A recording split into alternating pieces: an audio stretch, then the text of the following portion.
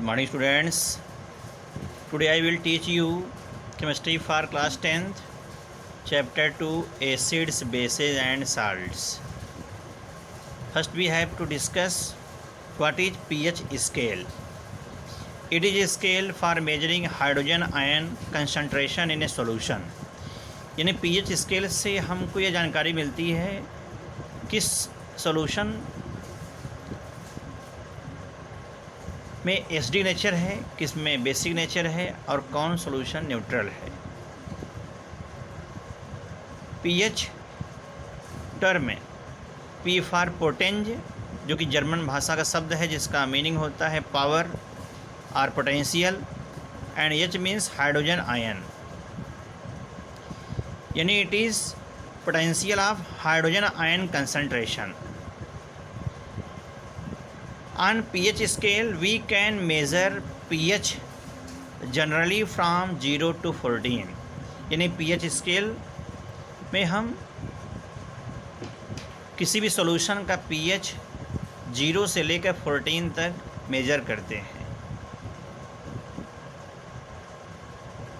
For neutral solution pH is 7. किसी भी neutral solution के लिए pH की वैल्यू जो होती है 7 होती है, यानी न्यूट्रल सॉल्यूशन का pH 7 होता है. It means in neutral solution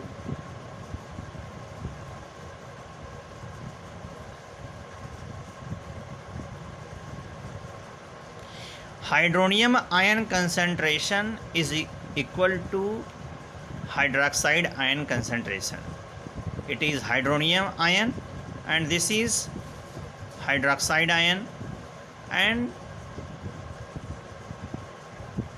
concentration of both ions are equal in neutral solution, so pH is 7. For basic solution pH is more than 7. यानी अगर कोई बेसिक सॉल्यूशन है तो उसका pH 7 से ज़्यादा होगा. 7 से लेकर 14 तक अगर pH वैल्यू है, then that solution will be basic in nature. अगर 14 के आसपास है तो कहा जाएगा मोर बेसिक है. 7 से 14 तक अगर बढ़ रहा है pH की value, it means basic nature increases. But in acid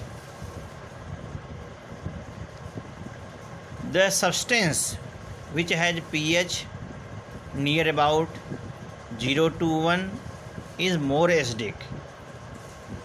For acidic solution pH is less than 7, that is pH is less than 7 means इसका जो acidic solution है उसकी pH की जो वैल्यू होगी वह 7 से कम, यानी 1 2 3 4 5 6. अगर 1 है कहा जाएगा स्ट्रांग एसिड है, 5 के आसपास है तो कहा जाएगा वीक एसिड है. In acidic solution hydronium ion concentration is more than hydroxide ion. That is in acidic solution hydrogen ion is more than hydroxide ion. Hydrogen ion and hydronium ion, जब किसी एक्वस सॉल्यूशन में hydrogen ion release होता है तो वह water से reaction करके hydronium ion बनाता है. It means this is hydrogen ion. You can C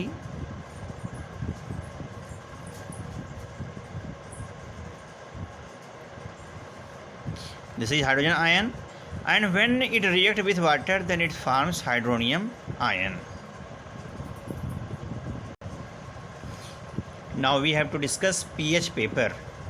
To measure the pH of any solution, a paper strip mixed with universal indicator, and this strip is called pH paper. pH paper भी एक simple paper होता है, उसमें universal indicator को उस paper पर पूरा घोल कर एब्जॉर्ब कर दिया जाता है. इसके बाद जब pH पेपर को किसी एसिडिक सॉल्यूशन में डालते हैं या बेसिक में या न्यूट्रल में, तो अलग अलग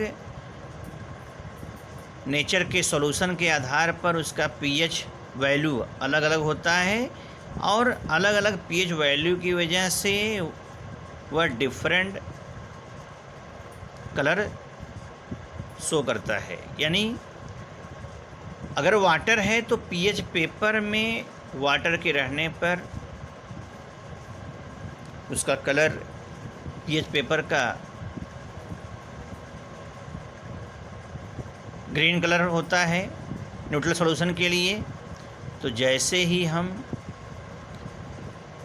ग्रीन कलर देखेंगे हम समझ जाएंगे कि यह सॉल्यूशन न्यूट्रल सॉल्यूशन है। pH paper is used in laboratory to detect pH of a given substance by matching of color with pH scale given in numbers in front of colors.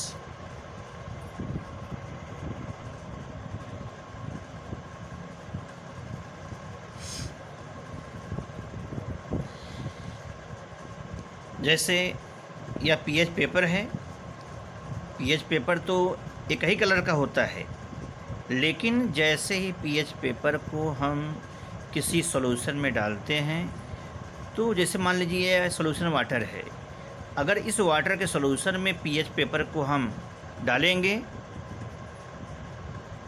तो जैसे ही इस पीएच पेपर को डालते हैं पानी में, तो जितना पोर्शन पीएच पेपर का पानी में डूबा रहेगा इसका रंग ग्रीन कलर का हो जाएगा। इतना पोर्शन पीएच पेपर का ग्रीन होना यह इंडिकेट करेगा कि इसका pH value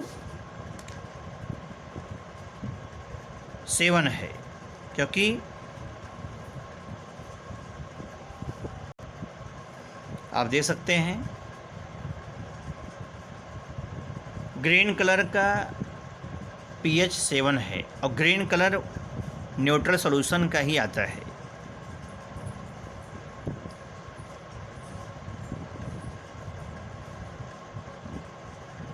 These are acidic solution.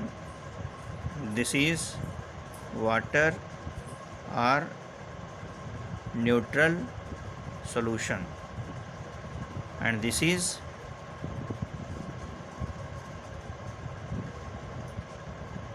basic nature.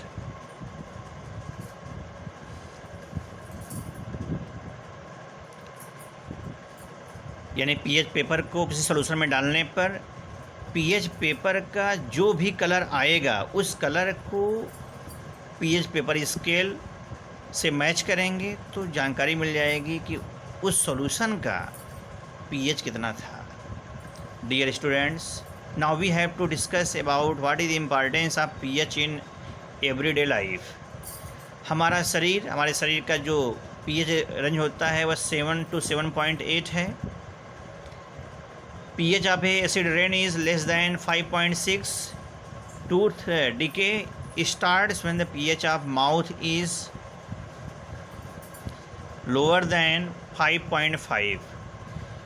दांतों में जो फूड सब्सटेंसेस कहीं पर फंसे होते हैं वे बैक्टीरिया के द्वारा ग्लूकोज में शुगर में कन्वर्ट हो जाते हैं और यही शुगर जो है बाद में लैक्टिक एसिड में बदल जाता है।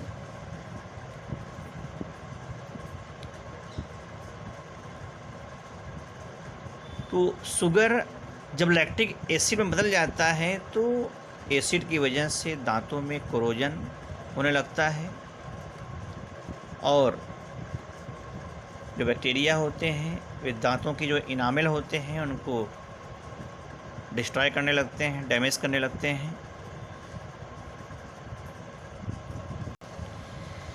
Now we have to see pH paper scale. PH paper scale जो आता है वो जैसे बुक होता है पतला सा, करीब 5 सेंटीमीटर चौड़ी और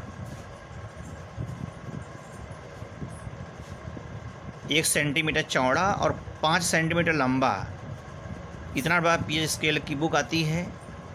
पदे पदे उसमें स्ट्रिप्स होते हैं तो स्ट्रिप्स को किसी सॉल्यूशन में डालने के बाद उसका जो भी रंग होगा, पीएच पेपर स्केल एकदम फ्रंट पेज पर होता है सबसे ऊपर साइड में, उससे जब मैच करते हैं तो मैच करने पर जो भी कलर आया होगा उसके सामने पीएच वैल्यू लिखी रहती है। इससे हमको यह आइडिया मिल जाता है कि इस सब्सटेंस का पीएच वैल्यू कितना हो सकता है। जैसे अगर डार्क रेड कलर आता है तो उसका पीएच 0 होगा। रेड कलर आता है सॉल्यूशन में डालने पर तो उस सॉल्यूशन का पीएच 1 होगा। ऐसे रेड कलर ऑरेंज कलर होने पर पीएच की वैल्यू 3 होगी। ऑरेंज येलो अगर होगा तो पीएच वैल्यू 5 होगी। ग्रीनिश येलो होगा तो 6 होगा। ग्रीन होने पर पीएच स्केल पीएच वैल्यू 7 होगी। That indicate that substance is neutral solution और it may be water. When color of pH paper turn greenish blue, then it has pH 8. When blue, then it has pH 9. When it becomes navy blue, then its pH is 10. In this way, when color of pH paper becomes violet, then its pH is 14. You have to note about universal indicator क्या होता है, क्योंकि universal indicator को pH paper पर absorb करके pH paper बनाया जाता है। तो मन में क्वेश्चन अराइज होता है, what is universal indicator? Universal indicator is a mixture of A many indicators which shows different colours at different pH values. यानी यूनिवर्सल इंडिकेटर बहुत सारे इंडिकेटर्स का मिक्सचर होता है जो कि अलग अलग पीएच वैल्यू पर, अलग अलग पीएच स्केल पर डिफरेंट कलर शो करता है। Dear students, you have to understand it and write down in your notebook and learn it. Thank you very much.